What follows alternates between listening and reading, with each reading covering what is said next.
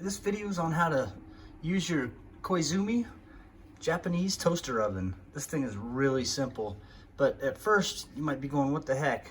You know, you got all this different stuff on down here on time and all that. That's all good. I say ignore this. I never really used any of that, but the main thing to know is that this is the off position. Of course, here's your timer. It goes up to 15 minutes. You always just keep an eye on your stuff there anyway. Here's the main thing is that this setting right here, this is broil. This will activate that top element.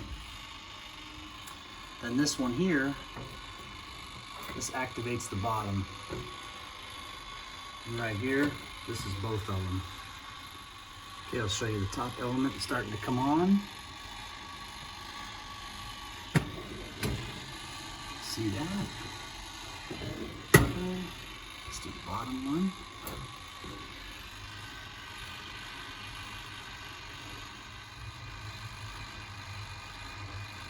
You can see the bottom one. Of course, the top one's off right now.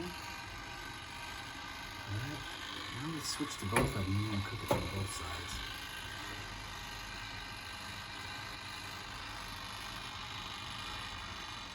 There we go. Thanks for watching. And off.